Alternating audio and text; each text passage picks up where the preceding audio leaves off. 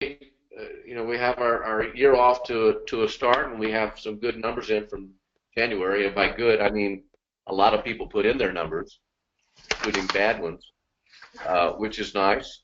We appreciate that compliance. That's fantastic. It really looks good when we've got a lot of everyone's data in the report. We also have a few folks that have asked for some conversation today on a few topics that we did not send out in the agenda. So we'll do the best we can to address everyone's questions. There's a lot here to look at, folks, and some of it, we certainly can't go store by store or even line by line. But I hope you've been able to look at the report and begin gathering some information.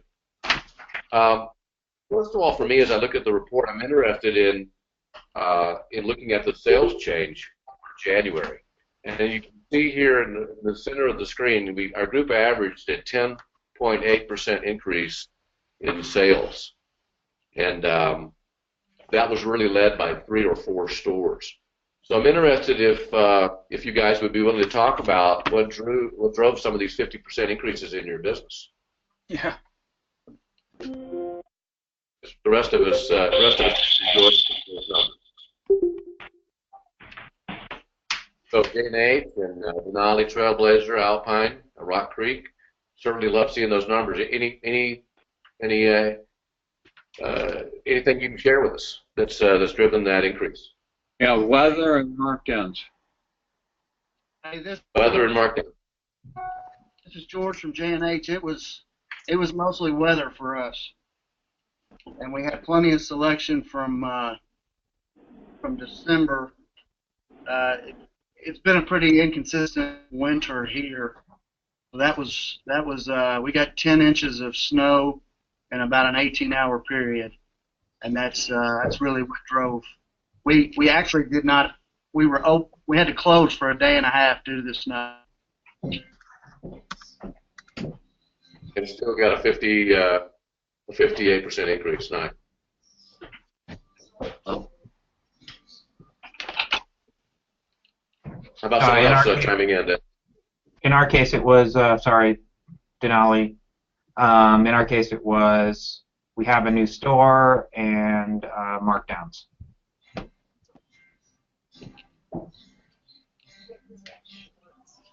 Yeah, our numbers don't reflect the. What's that, Holly? Our numbers don't reflect the Kansas store yet because we have a task force there right now working on getting inventory in the computers and teaching everyone how to use them. Brenda and Lisa are there. Holly, you're open for business, though, right? But yeah, it has been since we took over, which was in I forget, October or November. So even though you didn't report the numbers, how's business? How's it starting? How's January for you? We talked about what 15%? Oh, for I missed that. Sorry, Holly, I didn't hear you. February is about 15% up. We won't really know, what the real margins are and all that until we get the inventory in the computer. I will say this is Lisa, who's out in Kansas at the Pathfinder right now, and we're excited to report that this is the one store that's not looking for snow and cold. We have had a good start to our bike season. The other bike shop in town closed at the end of the year, and our bike labor last week exceeded the February number for the entire month last year. So we're pretty excited about that. Congratulations. So let's move our attention to Rock Creek. Jonathan, you also showed a very solid increase for January. Any idea about that? Yeah. So if this is January over January from the previous year, then my number from January 15 versus 16 is probably inaccurate. So because of I think the number that I put in for January 15 was stores only and it didn't include internet. So that's probably not actually accurate. So So yeah, I'm probably not nearly. You don't need to be talking to me about a great increase. I'm feeling better already. Thanks. Yeah. Sorry about that. Not at yeah. all. Yeah. I'll work my way back to fix that. Sorry. Hey, Chris, I know you'd forecasted due to the schedule you guys had, you weren't sure about your numbers getting in. We certainly appreciate the effort. I know how challenging it is to get this done, and thanks for getting your January numbers in. That's very helpful. Appreciate it. Can I ask those of you? Can I just quickly ask those of you who said it was weather and markdown? Weather, of course, is natural. Markdown, though, what would you attribute, or what was your markdown schedule for January? Lisa, can you and Brenda chime in on that? Yeah, Brenda's talking, but she's muted, so I'm going to let her talk louder and talk into my computer. I think because we took the markdowns before Christmas and we were aggressive in our first markdown, that led to a spike in business the first week of January. That, coupled with cold weather, just moved a ton of product. Well, and then we accelerated the schedule pretty dramatically because normally we start between 8% and 20% on the first round of markdowns, but when Columbia Sportswear was the lowest price on the internet in December and North Face broke early, we were more aggressive to start with. So 8 to 20 in December, and then 20 to 30 earlier in January than we normally do. Now we're at 30 to 40. And by the way, I went online last night, and I know we're going to talk about this later, but Mountain Hardwear had the lowest prices on Mountain Hardwear last night on the internet. So my Mountain Hardwear prices just went down today. Thank you. I forget what our margin hit was in January. I think it was a couple points, and so far in February our margin hit is 0.9 of a point, and we're about flat with last year. And he's all mine, but he's, yeah. Going to school is So how about J&H? What was your markdown? What was your markdown? yeah, definitely. I hate to admit it, but we did not mark down. We gambled that the weather was coming. I told the buyers to hold prices stiff, and we were actually up 41 basis points over January of 15. We did not. Yeah, that's good gambling. Hey, can we send you some product? Maybe Lisa and Brenda could mention the other factor in term, which was inventory. Yeah, we were over inventoried even with having a new store. We were So too. we're working really hard on making sure that doesn't ever happen again. But we have too much stuff. You want me to elaborate more, Holly? Because it's painful. Yeah, you might as well. And what's the graph we're looking at in the bottom here? Average total transactions. What is that? So this would be when you go up here to the right and look at one store, Denali Trailblazer, you see that store against the group average. So the group average is in. Gabe, feel free to correct me if I'm not speaking properly. This is the group average month over month, and the blue would be we've isolated one store. This happened to be the first one that popped up, but you could pull down any one of these stores and look at your performance versus the group average on average transaction. Okay. Black Creek. That's correct. That makes okay. So what I wanted to point out here, and I'll go there, but Lisa, go ahead. You had a finishing thought on your inventory issue. Well, we had two issues with too much inventory, or the way that we got to too much inventory. First, we bought too much. We took advantage of some opportunities that we may have been smarter to pass up. But a huge part of it was really, really soft sales in November, and that's what sent us into that flurry of activity in December. Because when you're really low in November, and that's usually your second biggest month, it was pretty scary. That's really all I needed to say about it, I guess. Okay. So I want to look at this is Gabe, walk me through this if I missed something here. This is the last month. This will be January. on 13 stores. So again, congratulations, folks. We got 13 stores data in. That is enormous. That's very helpful to us. In our January shows an increase in transactions. That my first question there would be, a 15% increase in the number of transactions we collected as a group collectively. Was there increased traffic to your store in January as the month ended, or was this just better conversion? Hey Dan, I'll speak for Rock Creek quickly, but for us, we definitely saw an increase in January with the traffic that came in, and we still really in January didn't quite have the same weather window that we would have liked to have had. It was a little bit of an improvement, but we saw a significant amount of traffic, and even carrying on into February, it was very surprising at how much product people were coming in, to the point where like our stores were about as bare as I've ever seen them at the end of and we didn't really do a whole lot of advertising to do it. I mean, we did a little bit of radio advertising, but a lot of it must have either been word of mouth or what have you, but we saw a significant number of people into the stores. Yeah. There's a 55.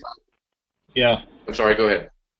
I was going to say, Chad's here too, and almost to the level of, in some situations, to the same volume as some kind of pre-Christmas days. So,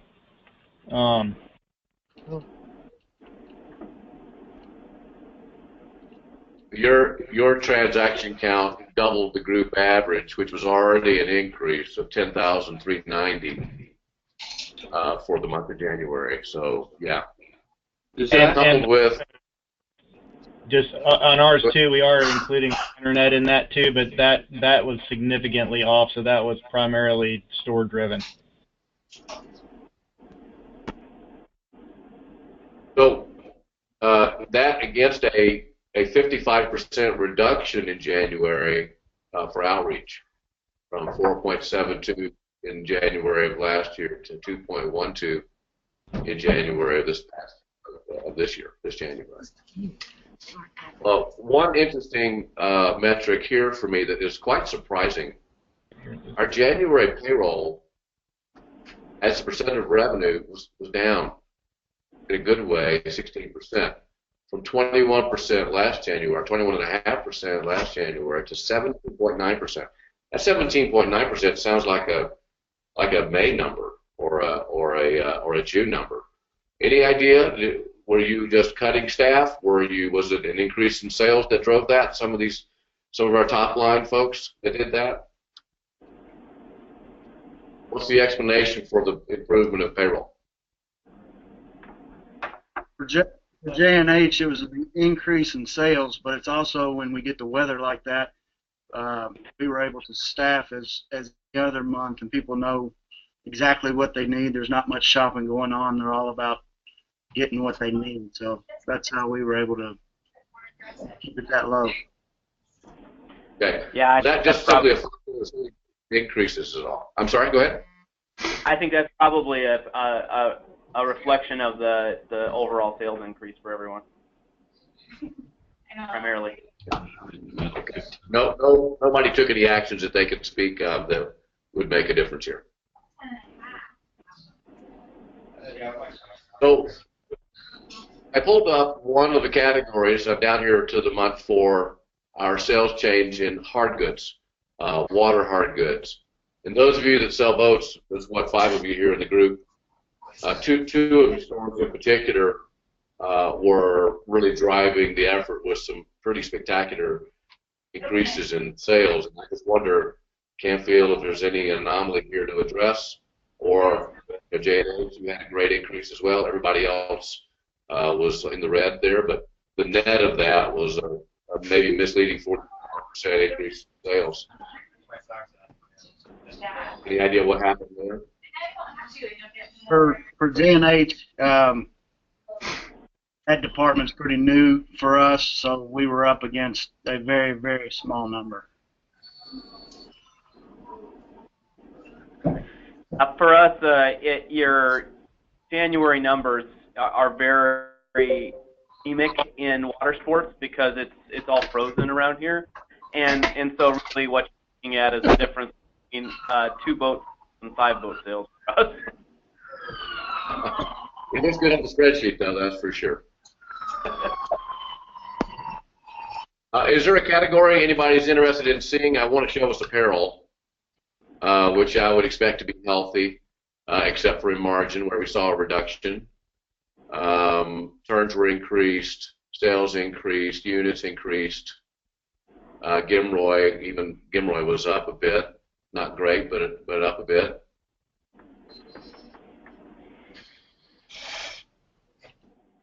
These were some of the things I was taking a look at. Was there another category or another one of these metrics that was of particular interest in January to the group? And are we going to talk, are other people going to talk about where they are in markdowns in apparel right now? Because I'm really curious about that. Markdowns is my next topic. It's my next topic. So if we're comfortable moving on, I'd like to ask, for those of you that have not taken markdowns yet or they're in the middle of a markdown strategy, I'd love to hear from someone else maybe that hasn't spoken. Dan, perhaps, if you wouldn't mind addressing what's your markdown plan going into March and April. Sure. So, you know, it's kind of interesting. We're in an interesting place here in Champaign because we have been in a bubble for many years where we haven't had any large competitors in town, and this is our first winter where we have we're a town of about 100,000 people. We have a Gander that has 40,000 square feet. When they opened, we thought that was big. And then Dick's Field and Stream has 100,000 square feet. They opened in October. So we are under significant pressure, more so than we have seen in our market ever. But we actually went and toured this past weekend. We went to Dick's Field and Stream. We went to Gander. We went to the mall. We went everywhere. There's an enormous amount of outerwear in our market right now. I think there's at least one jacket I saw for every person in Champaign left over. We are at 40% right now on outerwear, and we cannot give it away. It's everywhere for sale at 40% off. So, you know, our thought is, quite honestly, we're going to wind up pulling most of it off the floor, and we're actually going to mark it up for our sidewalk sale in October. You're going to take it off your floor? And as soon as our spring stuff comes in. Customers aren't interested in it. They're not looking at it. There's so many options in the marketplace. We're not selling it. We're doing a leap year sale. We're going to go with all of our outerwear, all of our fall stuff, apparel and outerwear, 50% off for Sunday and Monday for the leap year. Who is that? We'll promote that through our email list and through Facebook and Instagram. But we're at 40% right now. And I agree with you, Dan. It's sitting there. Yeah. Nothing's happening. Nobody's touching it. Yeah. We have a ton. I haven't done with you to visit all the other stores. We've got a big Shields in town, and we should probably run over there and see how they're sitting. But I'm sure it's the same thing. So Dan, I think for us at least, the less relevant question is the markdown at this point. It's more of, I'm literally going through and canceling a tremendous amount from my spring orders, and I'm literally reallocating those dollars to smaller niche brands, local brands. You know, we are aggressively adjusting our spring order book to either take into account people's direct-to-consumer approach at the end of the season. So if someone went 50 off and they've cut off my exit strategy, those orders are being cut significantly for spring, and we're spending those dollars with that have behaved and are more than happy to take our order. Interesting. Yeah, well, Are you getting that thing? It is moving at Alpine Shop, and we do have 4 Gander Mountains and several Dick's, and it's the one out of Nebraska. All those stores, and plus the internet, but it's marked down, but it is moving. And we may be in a bit of a unique situation because those stores are new, and so as they try and figure out the sizing of our market, I think they overstuffed those stores. And I forgot to mention REI. Yeah. Dan, did you say you're dealing with the Shields? They're not far from us, but they're not directly in our town. They're about an hour away. Springfield? It's Yeah, we have 165,000 foot Shields, and it's pretty amazing how much product they stuff in there, and we see the same thing happen. I think your idea of putting it in, taking it off the floor and putting it out in October for better than what we'd get right now is probably a pretty good deal for those that can do that financially. And the adjusting the orders on those who misbehaved this spring, I think we're probably going to look at trying to do the same thing. It's the only way that they'll actually hear us is if we affect them in the pocketbook. So, John Williams, how about yourself? Any comments or questions on this?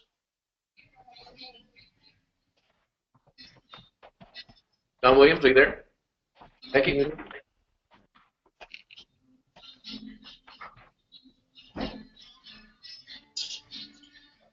How about J&H? What's your markdown plan since you haven't had to mark down yet? We're marking down in February. We typically try to stay steady in January and then start a winter clearance February 1 or somewhere around February 1. Our margins are down in outerwear 15% over last February, so we agree with everybody that's having some pain there, especially what stands out to me is down coats we're struggling with, and what we typically do is we'll keep them out on the floor down to 40% until about March 15th, and then they'll go to the back, and we'll bring out the spare sizes for sidewalk sales throughout the summer, but about half of them back out in October at regular price. Yeah. So, anybody else with a comment on your markdown strategy that would be a benefit to the group here? Hey Dan, this is Jonathan at Rock Creek again. One thing that we noticed, we had a meeting at our local mall with a marketing person at the mall, and we decided while we were there just to kind of walk through. And when was that meeting? It was like mid-January, so we kind of just perused through the mall as we were there since we were there, and almost every retailer that was in the mall, the average, they were all at 60% off in mid-January. So we kind of looked at that and said, we've got to get real aggressive on our own side too, but strategically aggressive, and so there were we had certain products that were targeted up to 60% off, and we knew we were just going to take a loss on it, but we got rid of them. But we also fluctuated, and there were a lot of products that we knew people still wanted, and we left those at around 30% off. So, and moved the stuff that we really knew we didn't want to keep, and then a lot of the other things that we had, we were still actually doing okay with moving it at 30, knowing that people were going to buy it at 30. We didn't have to just come out of everything. Dan, I don't. Oh, we go in another room. Yeah, go ahead. Oh, we had a really warm winter, and we were overstocked, and we were able to start moving some things by marking down pretty aggressively in late December and then in January, and that worked out. But where we ended up moving a lot of stuff was we have a outdoor gear garage sale, which is like a swap kind of thing, and we took all of our clothes and put it outside on racks and marked it down real aggressively, and we moved through a ton of stuff just in one day. So luckily, I think we've pretty much got it under control, although I'm sure our margin for next month is not, for the month we're in right now, is not going to be pretty, but that worked out really well. Because like a couple other people have said, you know, it's like you have this stuff and you have it on sale and you have it out and people are like, nah, so what? And so I think getting it into that situation of that different type of event definitely helped motivate a few people to buy some stuff. So there's your margin performance to use the group average, John. For January, looks like you were right at about the group average, so you may have gotten out of the case. Well, another comment I missed from someone? Yeah, we're moving to spring. We got a event starting Monday called our Spring Expo. And we sent out a big slick sheet, and not a lot of clothing markdowns. I see in the flyer all we got mentioned is ex officio and Smartwall. So we hope the kickoff boots and bikes and there was a. I'm sorry, Ali. I thought you were finished. Yeah, well, we're getting started on boats and bikes, and we're giving classes and all kinds of stuff starting Monday. This Jeff, is Melissa. Okay, Melissa, go ahead. Fire away. So what we do for a January kind of clearance deal, because for us it's tricky with having Sierra Trading Post 4 blocks away. Generally, we go to 50% markdowns immediately when we mark stuff down, just because people see billboards up that are, 40 to 70% off every day from Sierra Trading Post. But we have a pretty robust mailing list given the population of our local community, and we send out a postcard, and it's good for 10 days. This year, just the way things fell, it was January 1st through the 10th.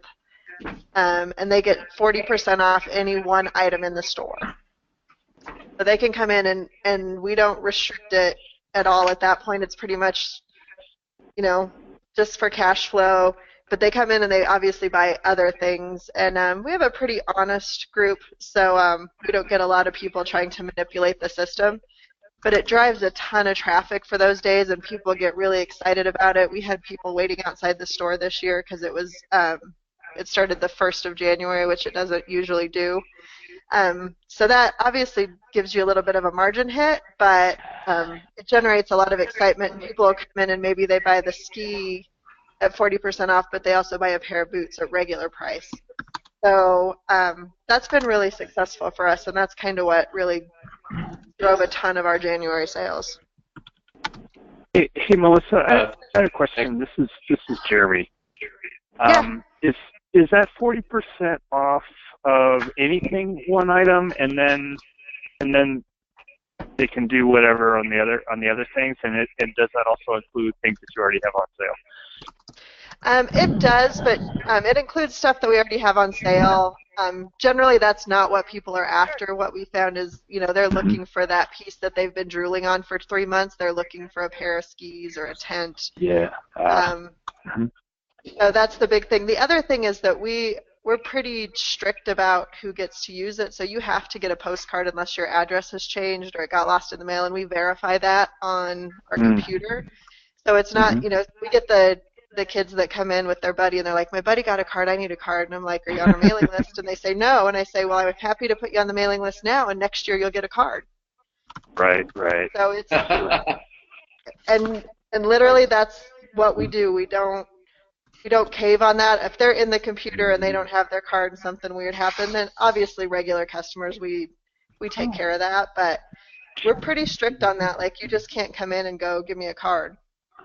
Yeah, right on. Reward.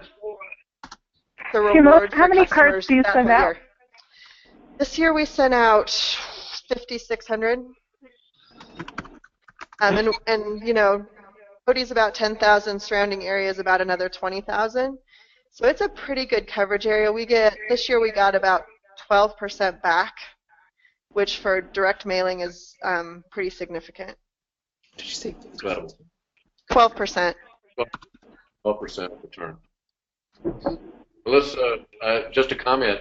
I'm looking at your rolling 12 on your average or your gross margin, and I see your markdowns in January are about the groups, but your November, December margins are spectacular. Is that accurate?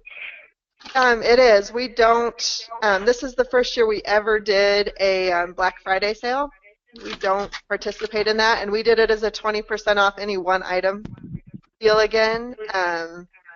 But yeah, December's when we have to make money, and part of that is driven through rentals though, because of the service, and we have a full ski shop, so that definitely helps that margin. But we generally try to be the place where people come for new cool stuff and not for the deal. Absolutely. Most of our customers that are looking for that deal are going to go to Billings anyway. That's very cool number. It's very impressive. Jeff Brugler, I've not heard from you on your markdowns or any comments on what's been said. Yeah, I would ditto what Lisa said. We marked down in December for the first time since I can remember at 20 off on a lot of things, because that seemed where the marketplace was headed, and we were faced with, we were looking at weather forecasts, and we had a 68-degree Christmas Eve, and we had really warm weather the first 2 weeks in January, so we went to 40 off the first week in February. We've yet to have winter, this year. It's probably the mildest winter I can remember for us. And, online continues to get challenging. Our Canada Goose business, fell off. North Face is declining a little bit each year, for us. That's our number one vendor. So we got pretty aggressive with markdowns and promotions all winter long, in the store. We couldn't go outside of the store with it, but so we salvage. We buy pretty closely, and we're going to come out of winter okay. We'll probably go to 50 off here soon, but we won't put anything in the basement. We'll go to 60 off if we have to, and take that money and use it all summer, and then buy the merchandise again. It looks like your margins held pretty strong through the year, and 48.16 margin in January. That's nice. It needs to do better. Well, we're able to buy at pretty good discounts thanks to the group, and at 20 off, we're still doing okay on margin, and we had to move the needle in sales with as mild as it was. So we've got a pretty good buying team that manages that inventory, can salvage margin, wherever it's available.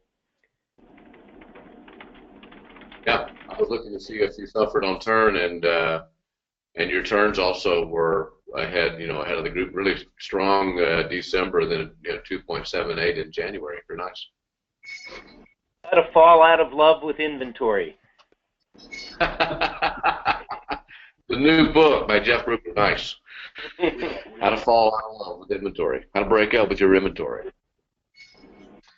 So one of the topics that we have here for our agenda today, near the end here, is strategies for battling customer end of season clearance, sale, promotion fatigue. I don't know who suggested this, and Leslie, maybe you need to chime in, but what's the issue here? How to manage customer fatigue with markdowns? Is this you, Chris? Yeah. Yeah. Would you mind kind of reframing that question, and let's hear from the group? Well, it's just with a year like we've had this year, depending on where you are in the country, and just because of the way people are bombarded via email in particular from a lot of the online players and even our direct-to-consumer partners, it seems that progressively consumers are becoming fatigued and almost immune to anything under 20%, and how you're reaching out to people and getting rid of what you need to get rid of. I mean, I know in our stores, like we've been pretty much broken except for new product that came in since the second week of January, and it's just hard to keep hitting customers and actually getting a return on them or generating traffic through it.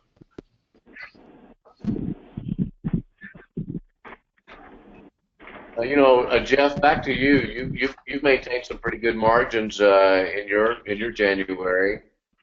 How the insights for us there from your perspective here in the Northeast as well? Can you hear me okay? Yes, far away. The key is just, we schedule a lot of shipments.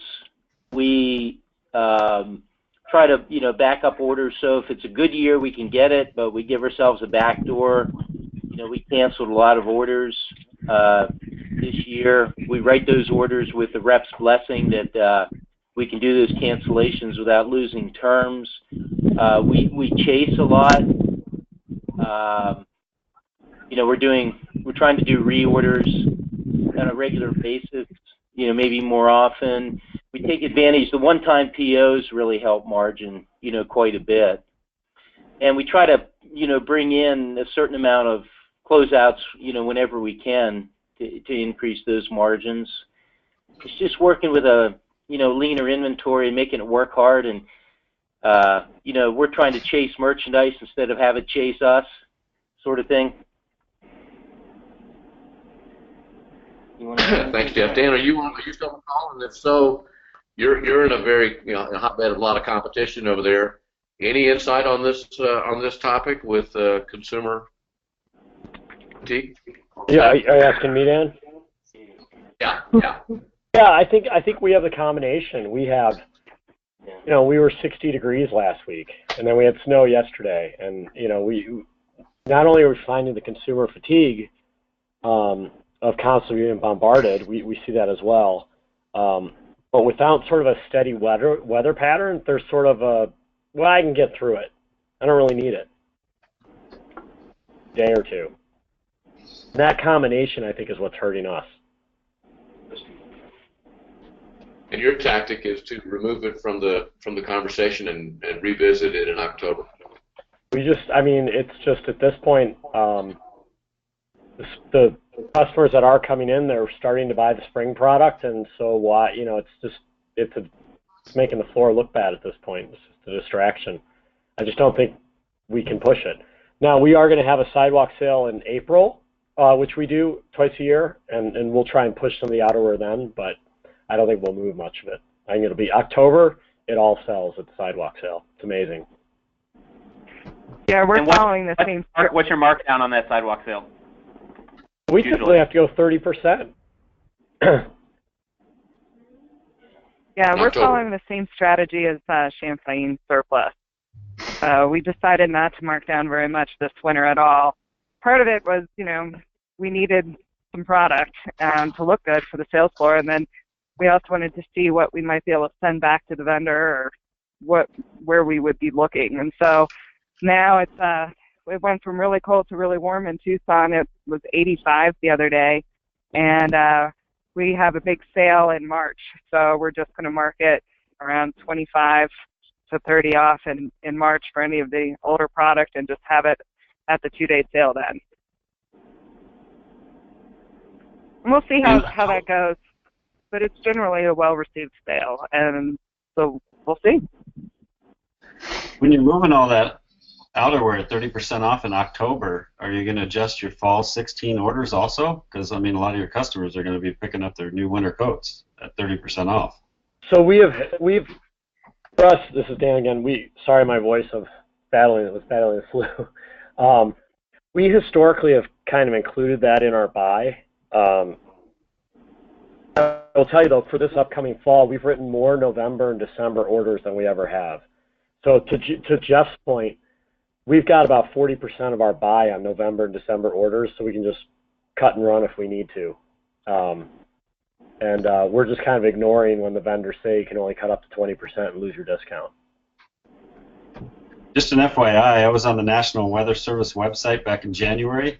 I kind of Googled to see what the winter predictions were for 2016, 2017, and they said because of the El Nino this year, that's going to be La Nina next year, and since this was the strongest El Nino ever, the higher you go, the harder you fall, and it will be, what's the word they used? Snowmageddon this next winter. And they said more on that later, so we'll see what they have to say. So I actually read the exact same thing, which is why actually our pre-book is up for next year, but it's on a flexible basis. So if they're wrong, if it looks like it's starting to be wrong, we can cut it. Yeah.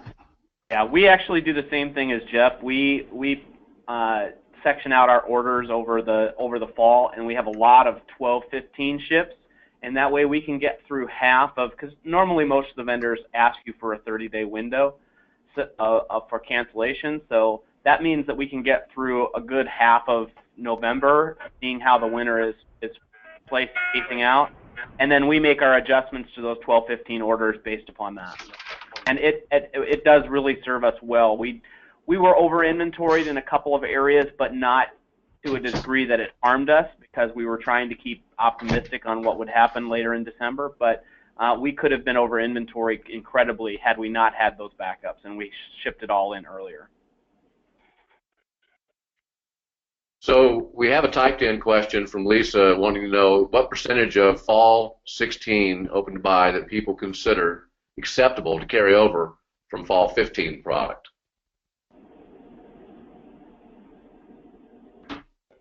How much carryover do you want to take over from this year into fall 16?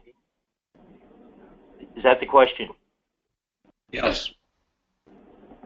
Well, I think you'd always expect to take maybe 10%, but we shoot for 0. I mean, I would take that money, I'd sell the merchandise below wholesale, take that money and turn it a couple of times this summer, and then buy fresh stuff, next year.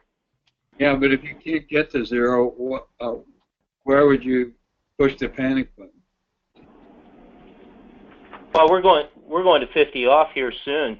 We just put it in the back of the store, and customers love shopping the sale area year round. We start selling coats again, in July if it's a good deal. There are a couple other things that came up. One, Matt's with me here, and we talked about asking vendors for better discounts, even outside of the one-time POs. We talked to our North Face rep in December, and we got an offer of a discounted shipment that we could get in December because of the way the year went. And the other thing is, what we do, the vendors are asking for 30-day amendment windows. But what we'll do is we may schedule a November 25th. No, what do? We schedule a 12-15 shipment, but we'll call 25 or 12-1 and amend it and have it shipped right away. So what you're doing is you're reason that you can amend 5 days before the ship date and get around their system, if that makes sense. Have you ever called and they said the order is already packed and on the dock? We put a call before ship on every order. We try to do that. We'll try to do that before the end of May. We put all of our preseason orders on hold. So, and we get it in writing. And if they ship early or ship unamended, it's on them. Nice. The problem is we have everything shipped in on a routing guide. So when we return a shipment, we have to make sure that we recover that incoming freight. But we make sure that none of the shipments get released unless we give the company a go-ahead. Yeah, this is Dan. One of the things we've had to do is we've had to put together a list of orders to refuse, because we found that orders are showing up even after we have them on hold or we'll cancel. Dan, said you had there was an interruption. There are a list of orders. What? We have a list of orders to refuse, so when they show up at the warehouse, we'll send them back. Ah.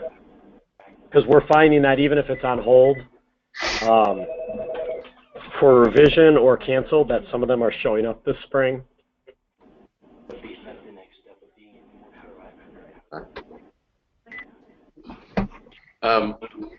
Jeff, that's good stuff. Thank you so much for sharing that with us. Joe, you mentioned in your email this morning an exotic new locale for Prana that's opened there in Jacksonville. Some of the high-end retailers like Ace Frickin' Hardware. Yeah, I felt that it warranted at least a mention to the group that we are seeing just every brand going to a lot of different spots. We went where we are in town. We're right around a mall area, and Prana is in Dick's, this little shop that Bell's tried to put together called Benulu, REI, and now West Marine, as well as Black Creek, and found out about the Prana thing for West Marine this weekend, and then found out because my wife went to go buy some sandpaper at the local Ace Hardware that they were getting Prana in as well. And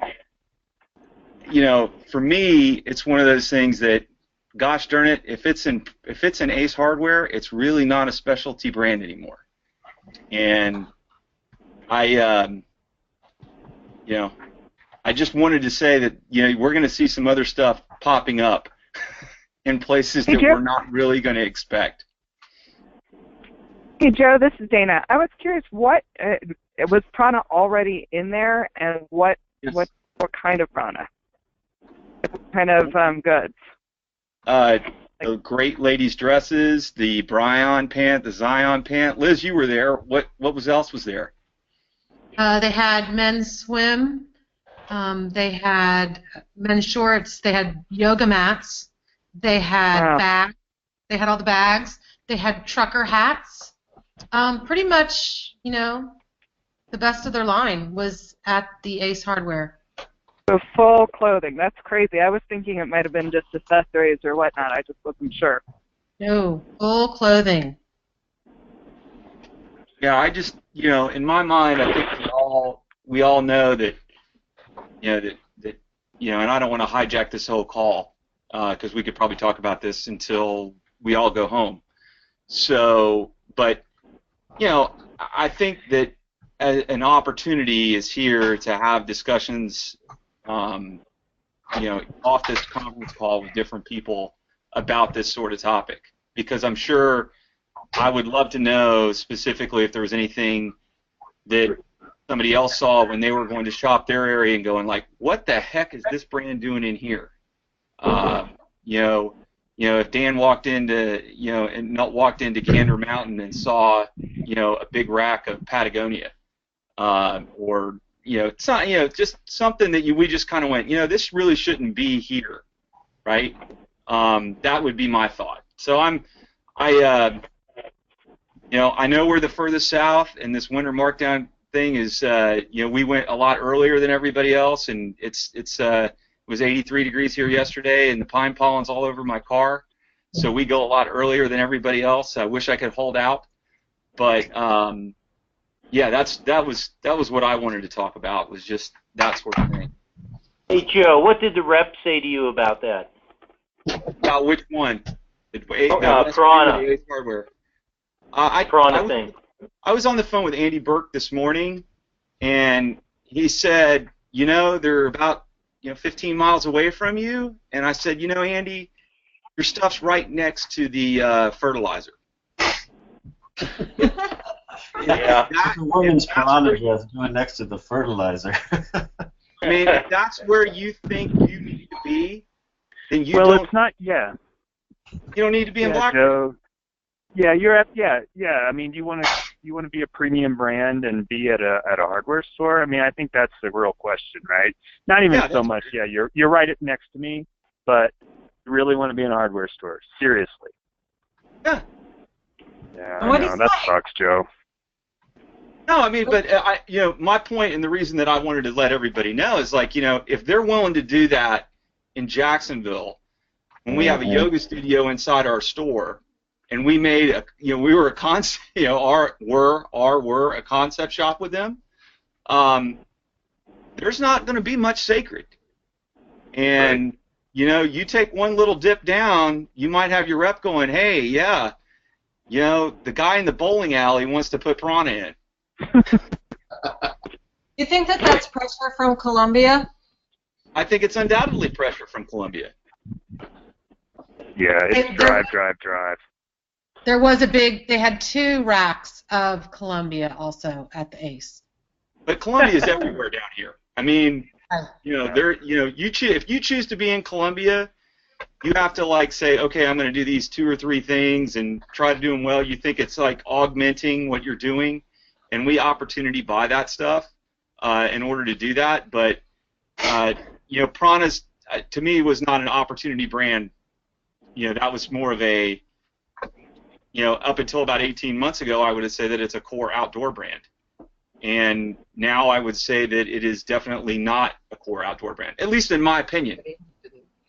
I think ultimately, Joe, your story about Prana being everywhere and also everybody being on sale super early wherever goes back to trying to figure out how to entice customers to continue to want to shop at our stores, because brands are everywhere and they're getting worse and things are on mega sale all the time, and it does make it really hard because there isn't as much brand loyalty as there used to be, yet trying to figure out what we all can do in order to make sure that customers continue to shop with us and want to purchase things from our store by not, even if we're not on sale and even if we're not Ace Hardware.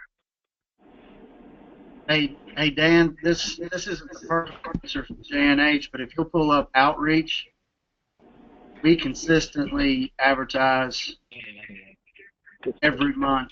I think you'll find us with Outreach as a sales being one of the highest.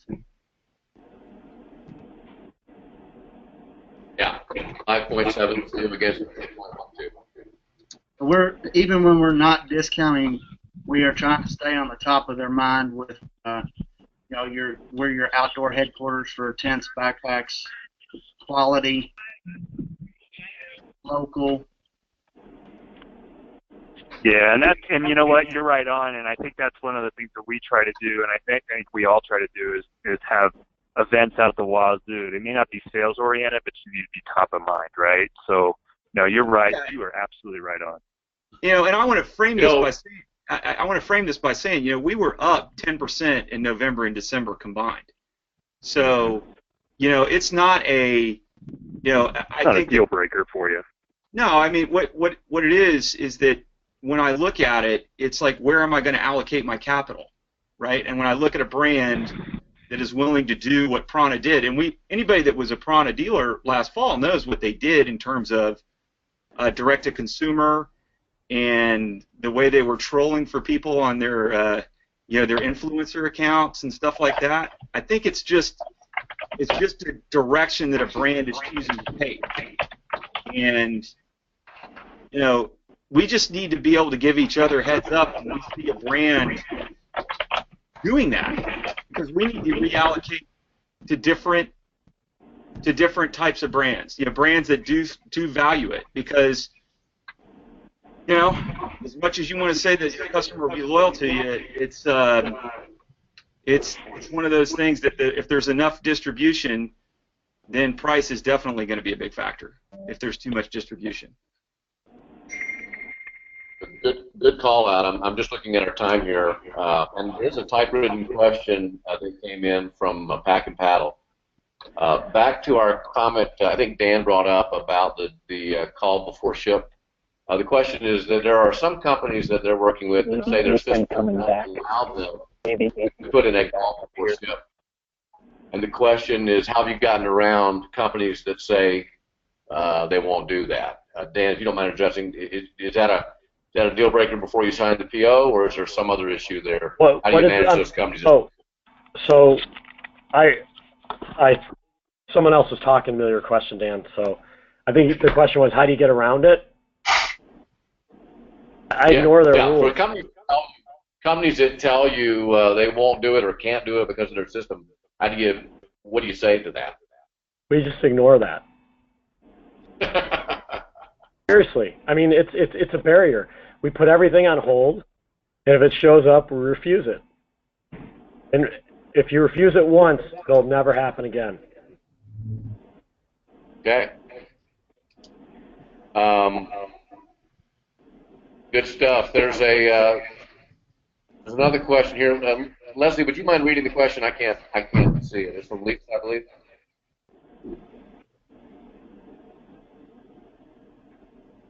Sorry, I had to unmute myself.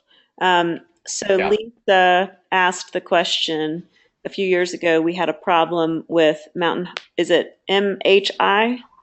At that time I started telling our reps that I understand that distribution is a touchy subject, but that our standard of doing business is that we expect our vendors to give us a heads up about distribution changes at least early enough for us to be able to cancel future orders.